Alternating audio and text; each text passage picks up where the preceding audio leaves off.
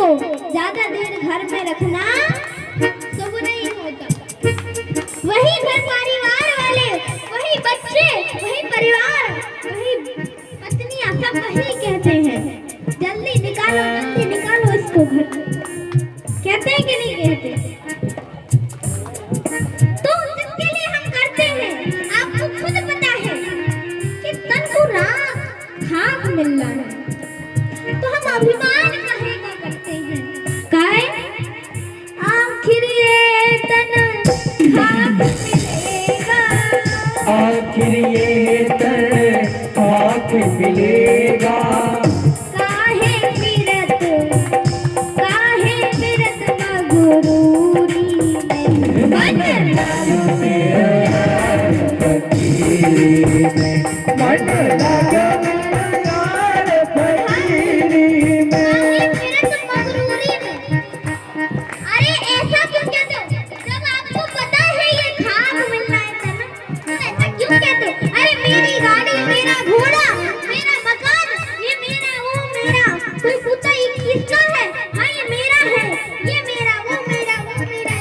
सब मेरा है, ऐसे करते हैं। ऐसा क्यों? ऐसा अभिमान नहीं करना चाहिए,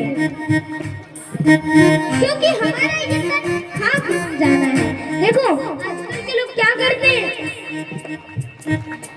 इतने बड़े बड़े मकान बनाते हैं, ऐसे सुंदर सुंदर मकान बनाते हैं, टाइल्स लगवाते हैं, इटालियन पत्थर लगवाते हैं, बड़े बड़े मकान बनवाते हैं। वो ऐसे सुंदर सुंदर मकान बनवाते हैं जैसे उन्हें हजारों लाखों सालों तक यहीं रहना हो, ऐसे घर बनवाते हैं। ऐसे ही कहा ऐसा क्यों करते हो? जब हमारा तन ये खाक हो जाना है तो ऐसा हमें क्यों करना चाहिए? इसलिए कहा है आखिर ये तन खाक मिलेगा, आखिर ये तन खाक मिलेगा। आखिर ये तन खाक मिलेगा, आखिर ये तन खाक मिलेगा। काहे फिरत मगरूरी में मन मेरा यार फकीरी, मन लाजो मेरा यार फकीरी में, मन मेरा यार फकीरी। चले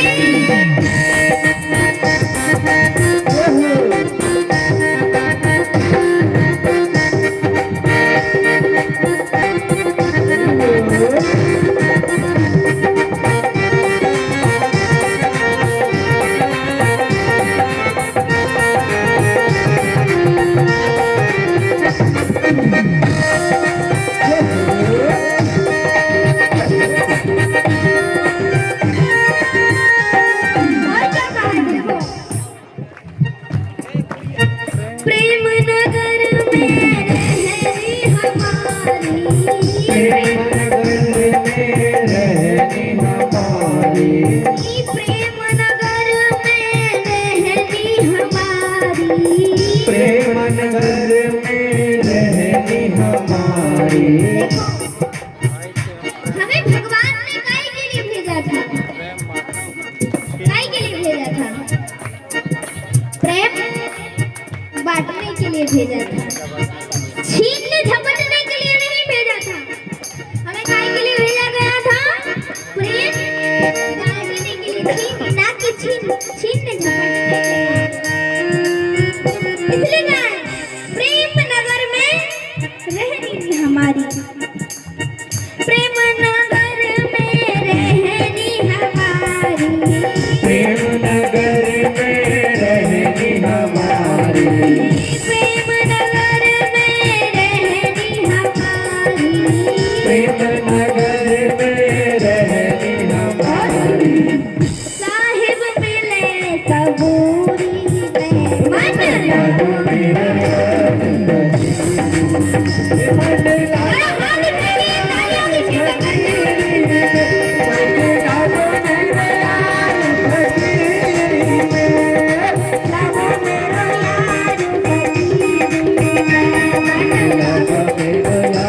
फकीरी।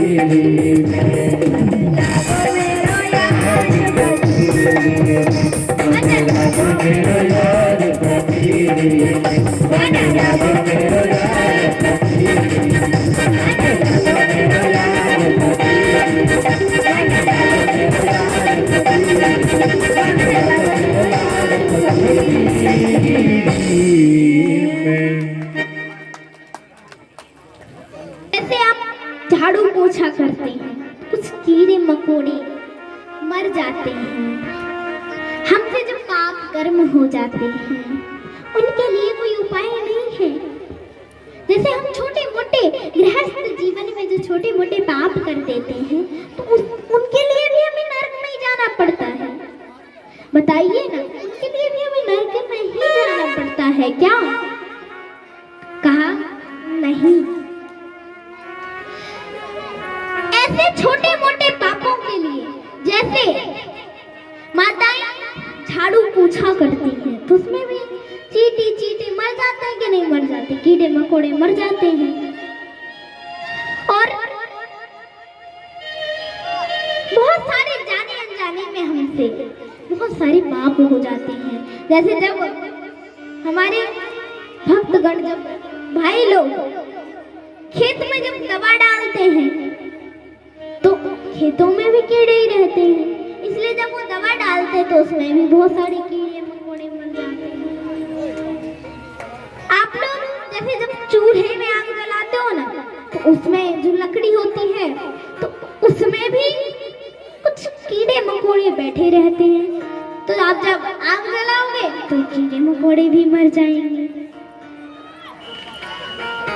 ऐसे जाने अनजाने में जो हमसे पाप कर्म हो जाते हैं, हमसे जो पाप हो जाते हैं जाने अनजाने में, उन पाप कर्मों के लिए, उन पापों के लिए एक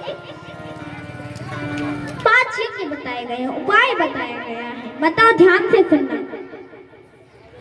साधारण से यज्ञ है, साधारण से उपाय है।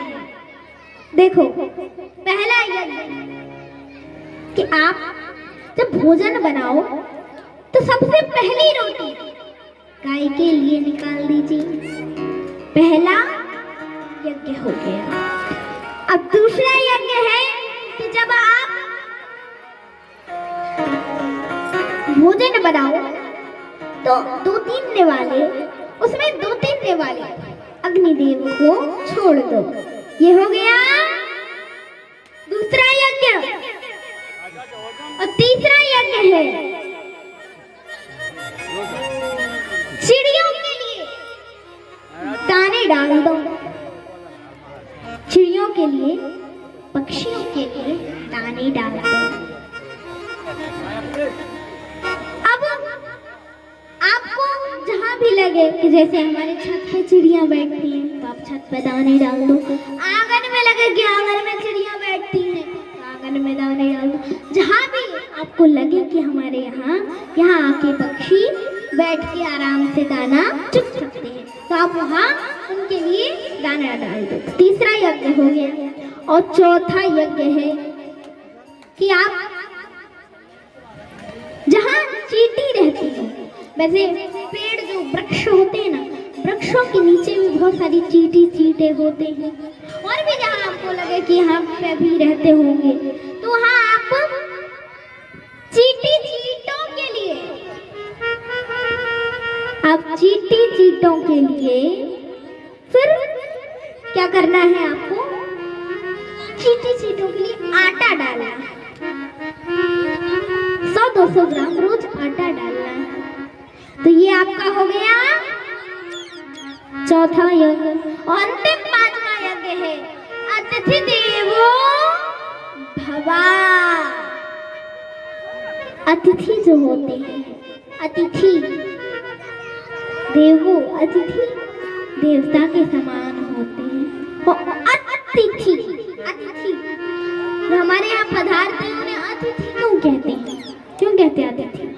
देखो, अतिथि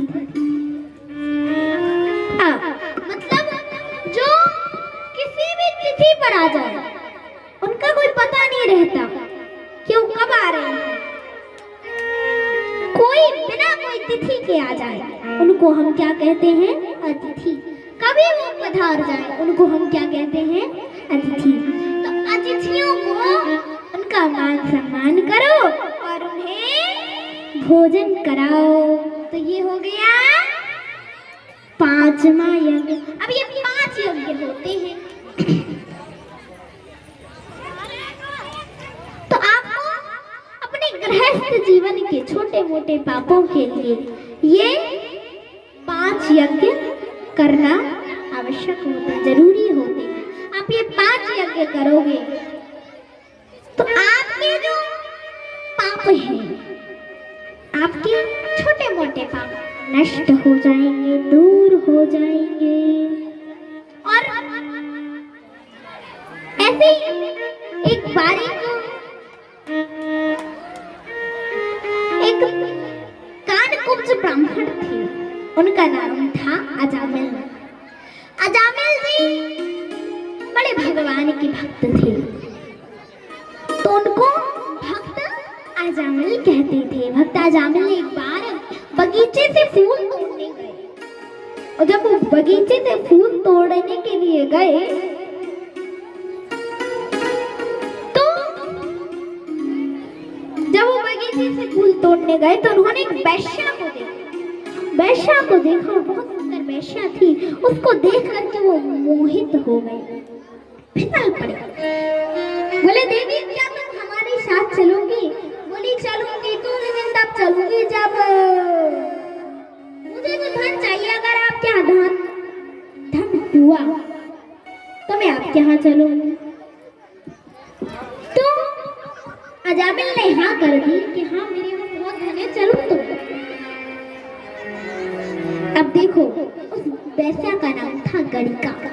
गणिका को अजामिल लेकर के अपने घर आए। जैसे देखा अपनी धर्म पत्नी को अजामिल ने अपने घर से बाहर निकाल दिया, और यहाँ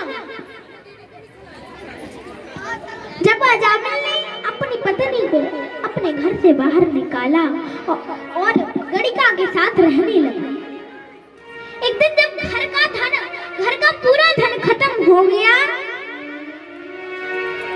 घर का सारा धन खत्म हो गया, तो एक दिन अजामिल माला करने बैठा, और जब वो माला कर रहा था तभी गणिका आई। गणिका बोली अरे क्या जब भी देखती हूँ माला ही फेरते रहते हो बैठे बैठे, और कोई काम तो है नहीं, पूरे दिन माला ही फेरते रहते हो बैठे बैठे। क्या माला फेरते रहते हो पूरे दिन? हाँ जानते हो घर में 9 बालक हैं, उनका पालन पोषण कैसे होगा?